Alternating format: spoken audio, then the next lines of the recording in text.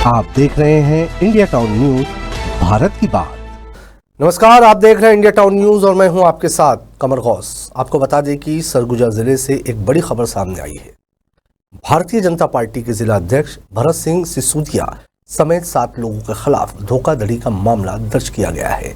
आरोप है कि इन सभी ने एक विधवा महिला से जमीन की खरीदारी के नाम पर करीब 1,40,00,000 रुपए की धोखाधड़ी की है। न्यायालय के आदेश पर ये एफआईआर दर्ज की गई है। देखिए हमारे संवाददाता पंकज शुक्ला की ये खास ग्राउंड जीरो रिपोर्ट। भाजपा जिला अध्यक्ष भारत सिंह सिसोदिया सहित कांग्रेस के नेता राजीव अग्रवाल और 7 लोगों के खिलाफ सिटी कोतवाली अंबिकापुर में उनके खिलाफ एफआईआर दर्ज कर लिया है। दरअसल पूरा मामला भगवानपुर में जमीन धोखाधड़ी के मामले में इनके खिलाफ जिला न्यायालय के आदेश पर सिटी कोतवाली को आदेश किया गया था। वहीं सिटी कोतवाली के द्वारा इन 7 लोगों के ऊपर एफआईआर दर्ज कर लिया है। वहीं इस मामले में अभी तक किसी की गिरफ्तारी नहीं हो पाई है।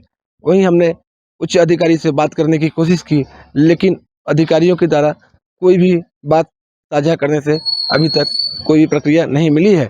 बहरहाल अब आगे देखने वाली बात होगी क्या कब तक इनके ऊपर कार्रवाई होती है।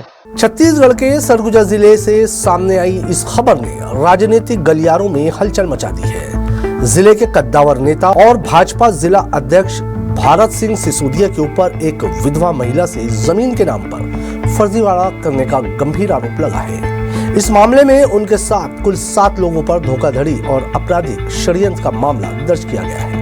पुलिस ने ये एफआईआर भारतीय दंड संहिता की धारा 420 और 34 के तहत दर्ज की है, जिसमें धोखाधड़ी और साझा आपराधिक मंशा के तहत अपराध करना शामिल है। मामले की गंभीरता को देखते हुए जिला सत्र न्यायालय ने पुलिस को आदेश दिया था कि इस प्रकरण की जांच पर अपराध दर्ज किया जाए। मामले के अनुसार एक विधवा महिला ने अपनी बेशकीमती जमीन को भारत सिंह सिसोदिया और उनके साथियों को बेची थी। सौदे की कुल रकम करीब 1,40,00,000 रुपए तय हुई थी, लेकिन आरोप है कि पूरा भुगतान नहीं किया गया। जमीन की रजिस्ट्री तो करवा ली गई, लेकिन महिला को उसका पूरा हक नहीं मिला। आप लोगों के संज्ञान में होगा कि कुछ दिन पूर्व कोर्ट ने ये आदेश दिया था थाना प्रभारी को, एक जमीन का फर्जीवाड़ा हुआ था, जिसमें भाजपा जिला अध्यक्ष समेत 7 लोगों के ऊपर जांच करके एफआईआर करने का निर्देश दिया था।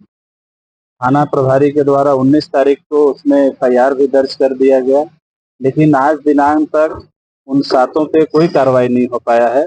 इसलिए हम लोगों को एक जिम्मेदार नागरिक होने के नाते और एक पार्टी से जुड़े होने के नाते आज एक प्रेस विज्ञप्ति जारी करना पड़ा कि नैतिकता के आधार पे भाई थाना तो अपना काम कर रही है, एफआईआर कर दी है, लेकिन पार्टी के राष्ट्रीय अध्यक्ष जेपी नड्डा हैं, प्रदेश के अध्यक्ष किरण सिंह देव जी हैं, मुख्यमंत्री जी हैं, इनको नैतिकता के आधार पे जिला अध्यक्ष जी को भारतीय जनता पार्टी के तत्काल पद से हटाना चाहिए, क्योंकि अब तो एफआईआर हो गया है। अब न्यायालय में उसकी जांच चलेगी, केस चलेगा, लेकिन जब एफआईआर हो गया तो उनको तत्काल अपने पद से इस्तीफा दे देना। नहीं, अभी मुझे इस बारे में अभी कोई जानकारी नहीं है, ना कहीं से कुछ जानकारी मिली है कि कोई उनके ऊपर एफआईआर दर्ज हुआ है।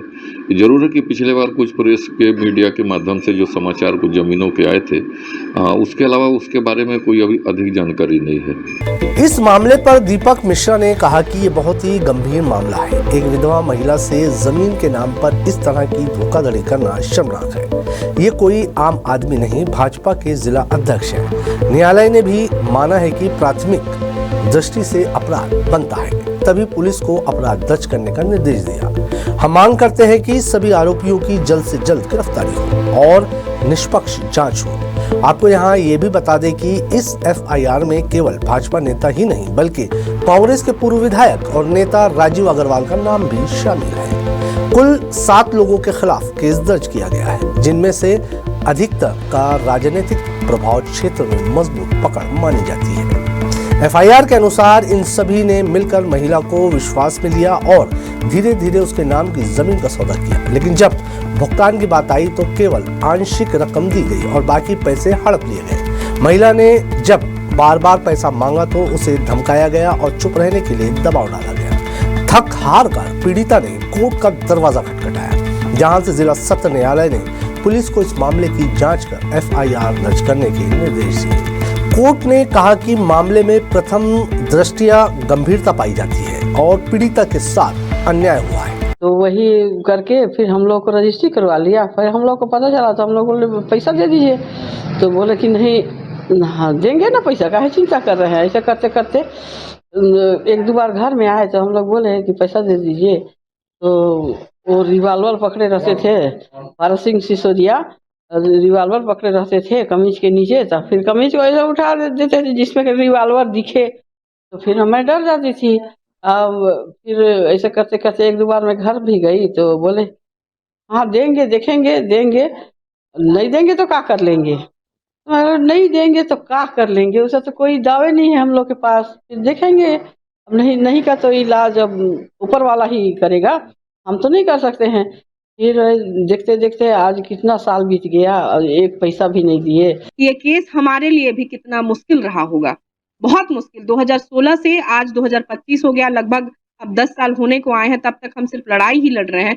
इस बीच हमने बहुत सारी चीजें देखी, बहुत सारी चीजों का सामना किया। मेरे पिताजी चले गए और बहुत सारी चीजें हुई और तब जाकर ये फैसला आया है। लेकिन एफआईआर का आदेश हुआ है, लेकिन मुझे अभी भी इसमें शंका है कि इसमें कार्यवाही होती है या नहीं, एफआईआर होगा या नहीं। ये भी अभी तक हम लोग सोच ही रहे हैं कि किस तरीके की कार्यवाही इसमें की जाएगी। धारा 420 के तहत किसी को धोखा देकर उसकी संपत्ति या पैसा हड़पने का मामला बनता है, जिसकी सजा 7 साल तक की कैद और जुर्माना है। वहीं धारा 34 के तहत अगर 2 या 2 से अधिक लोग एक साथ किसी अपराध को अंजाम दें तो सभी को बराबर का दोषी माना जाता है। इस घटना ने सरगुजा की राजनीति को गरमा दिया है। विपक्ष लगातार भाजपा पर निशाना साध रहा है और सत्ताधारी नेताओं के संरक्षण का आरोप भी लगा रहा है। दूसरी ओर भाजपा का कहना है कि ये राजनीतिक साजिश है और तथ्यों की जांच के बाद ही कोई निष्कर्ष निकाला जाएगा। तो आपने देखा कि किस तरह एक साधारण महिला जो पहले ही जिंदगी की चुनौतियों से जूझ रही है, अब उसे न्याय के लिए सिस्टम से लड़ना पड़ रहा है।